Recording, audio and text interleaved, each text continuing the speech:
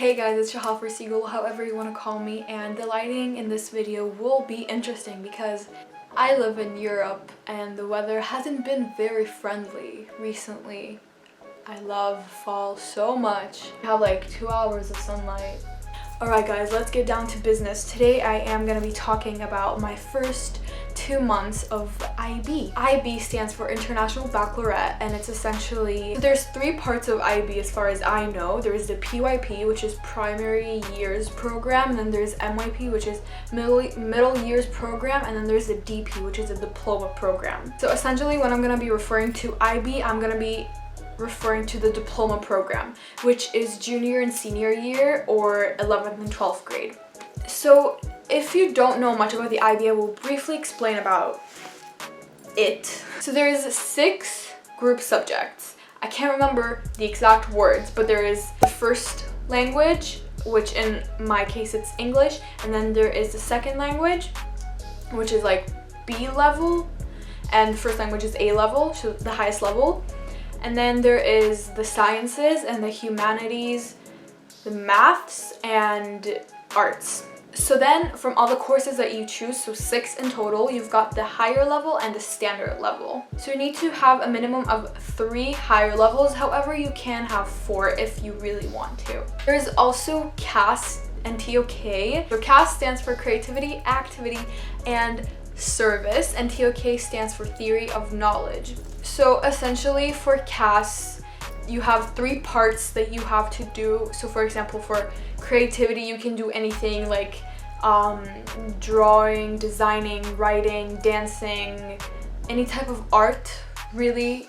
And then for activity, it's most likely gonna be like physical activity, so you can join the football team of your school or the cheerleading team or take a dance class but for a long period of time. And then there's the service, which in my opinion is the hardest because you have to really it's community service in a way. So you can tutor, you can do a beach cleanup, you can volunteer in an NGO, you can do an internship. But the most important thing is that you cannot get paid for it. So this is CAS in a nutshell, and TOK is actually, I think, interesting so far. It's kind of like epistemology but philosophy at the same time. So of course I'm going to share what subjects I'm taking. So I'm taking 4 HLs. I will be talking about that later on, but my first one is English Language and Literature, English A, Hebrew A, I think it's only literature. Yeah, literature, global politics, and psychology. My SLs are Math, Analysis and Application, and ESS, which stands for Environmental Societies and Systems, I'm pretty sure, and that is my science course. So I did not take an art. I gave up on taking an art to take another humanity. That's why I have both global politics and psychology. So I think I'm gonna be just breaking down course by course and we'll have a blast. So I don't really think that I should talk about Hebrew A, mainly because not a lot of people take it and it is an outside course that I take. So my school doesn't offer Hebrew, but I just take it outside of school. The reason that I took Hebrew A and not, for example, another language like Spanish B or French B, because I could have taken both of these. The reason that I didn't take them is because I didn't want to have a bilingual diploma. Or I did want to have a bilingual diploma. That's why I'm taking 2 A languages. So essentially, if I will finish those 2 A languages, like I will not fail those classes, I will get a bilingual diploma, which is a lot more recognized, especially, like, I know it might sound a little bit shallow, but it's recognized a lot more in universities. I just really want to use my full potential here because IB is not something easy, and I really just want to display the best version of myself, even if it's just displayed as numbers, because I am a really good student and I work really, really hard, and I just want those numbers to be as high as possible. And now we're going to talk about English. So I'm taking English A, Language and Literature, and the reason that I didn't take English Literature, although I wanted to, I just felt like with Langlit you have a bigger variety of things. So for example, now we're learning about Banksy, with the street artist, and it's not just reading. So it's reading, but also some poetry, but also speeches and TED Talks and articles and reviews of products and visual arts and posters and infographics. There is just a much bigger variety of things that we focus on and analyze, essentially, which yes is much harder. But also I heard from my counselors and also from other people who take Langlit, they want to focus on law in the future, and they say that law schools actually recognize Langlit more. That's what I heard from my counselors. It might not be as correct, but that's what I took, and I'm really happy with it right now. We so far did a practice of an individual oral, which is actually a really big part of your grade, especially if you're HL. And we also did, I think, 2 practices of a paper 1. Alright, so we did 2 languages. Now we're gonna do, I think, my science. Why not? So I'm taking ESS standard level, mainly because just my school doesn't offer higher level. ESS honestly is probably one of the best choices I've ever made in IB. I was really scared of the sciences in IB, mainly because essentially, like, initially I wanted to take chemistry, but I just didn't really have it going with the teacher in 10th grade. He was also teaching my grade, so we had a little bit of beef going on. To be honest, yes, that is the main reason that I didn't take chemistry. So all that was left is ESS, and it might sound as like just the last thing that was left on the list that I just took. That's not true. I was actually really interested in it. It's like a mix of earth sciences and environmental sciences and a little bit of biology of kind of like the earth, if that makes sense, and just kind of how humans impact it and how different stuff around the world impacts it, and how like culture, religion, your views, politics, media, how all of that affects science and our world. For example, if you want to be an environmental lawyer, I highly recommend you take this subject. Now I think we're going to do math, because I feel like that was the hardest thing for me to choose from. So the earlier IB decided to do math studies, math SL, and math HL, and essentially math studies was like the easiest. It's kind of like core, but last year, I'm pretty sure, they decided to do this really confusing thing and split it into 2 different things. So you've got the math analysis and interpretations and math analysis and applications. And for each of these 2 things, you've got both SL and HL levels. So AI is more like statistics, graphing, finance, more like real world math, if that makes sense. And a lot of questions, like math questions that come in real life context. And then the AA is just math for the sake of math. A lot of algebra, there's a really long calculus unit, functions. So pretty much from the beginning of sophomore and a freshman year, I knew I wanted to do HL math. But I didn't know when we came here, when I started my sophomore year, I didn't know that I'd be like split the whole thing.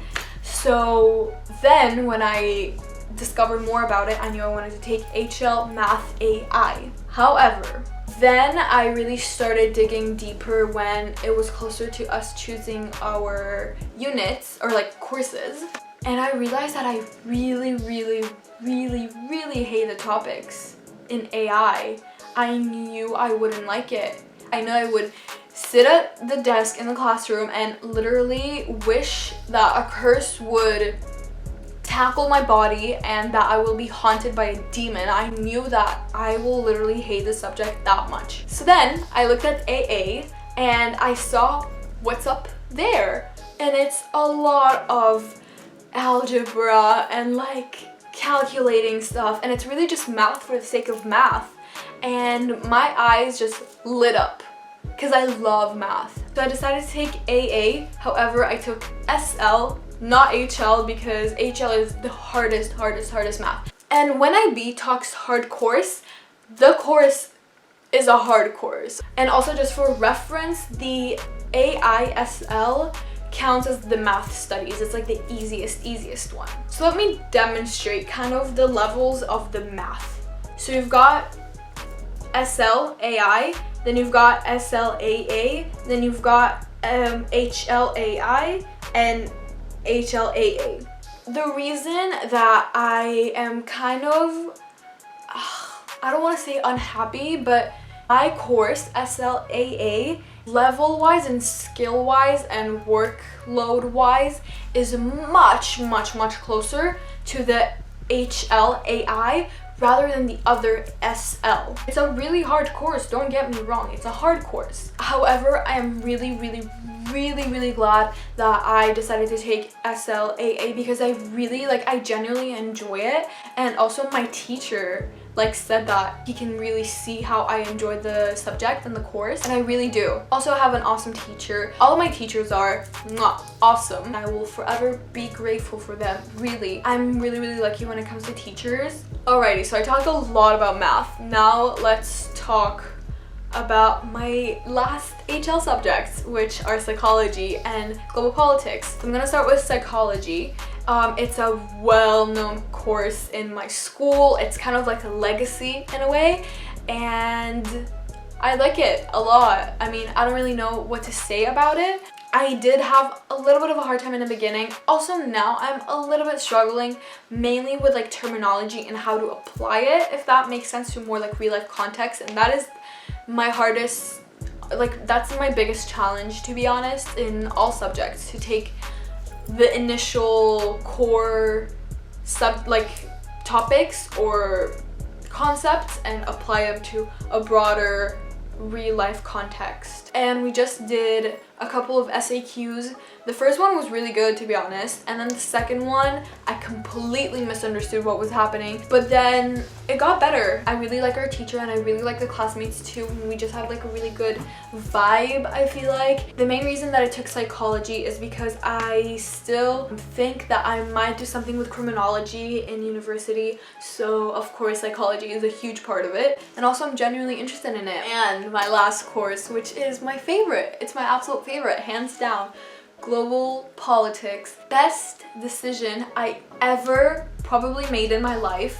Regardless of that, the teacher is literally amazing. He really also influenced my passion for politics and political science and international relations. So I took global politics because right now my main focus is taking political science in university. If you're interested in anything to do with politics and maybe law potentially too, and international relations and foreign policy and foreign relations and diplomacy, anything like that, don't think twice.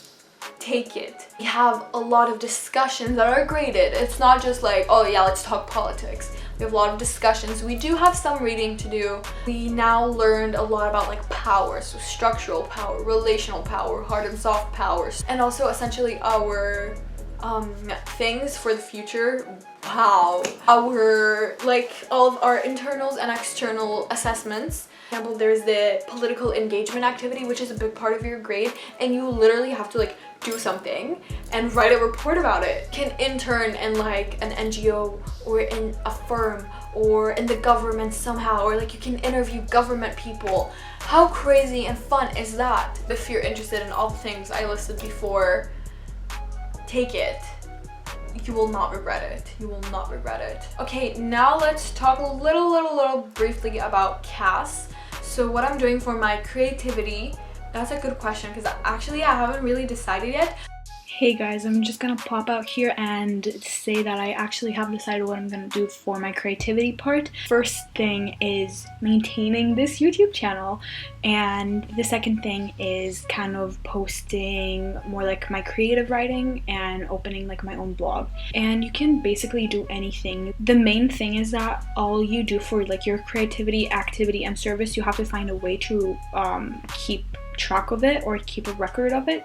So for example, for my YouTube channel, so editing, making and editing videos, I'm gonna post them on YouTube, and that's kind of the evidence of me doing it, if that makes sense. My action, or activity, not action, sorry. I am doing a running program, which is actually a really long-term one, so I'm pretty okay with that for now.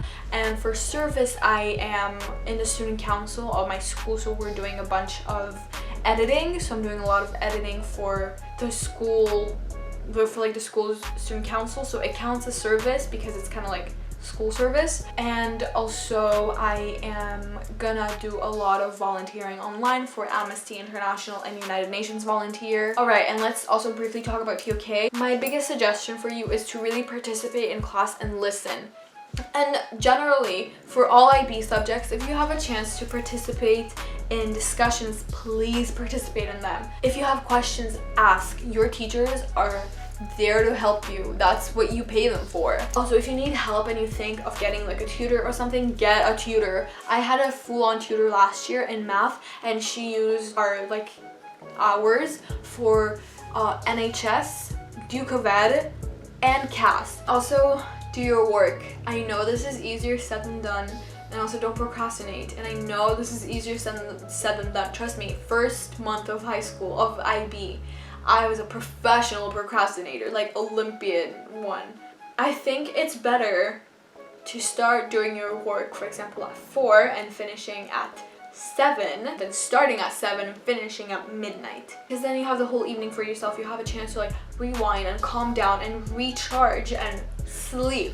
Oh, first month of IB. Don't even get me started. I lived on like 4 hours of sleep. And the thing is that, honestly, I could have easily slept for 8 hours. But again, professional procrastinator. So yeah, don't procrastinate. Don't.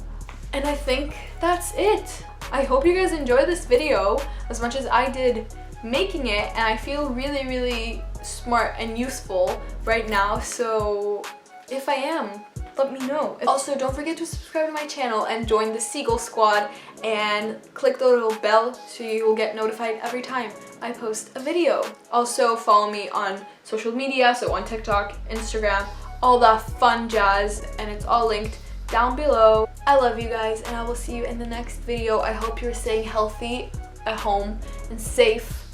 I love you, Seagull Squad, forever. See you in the next video. Bye!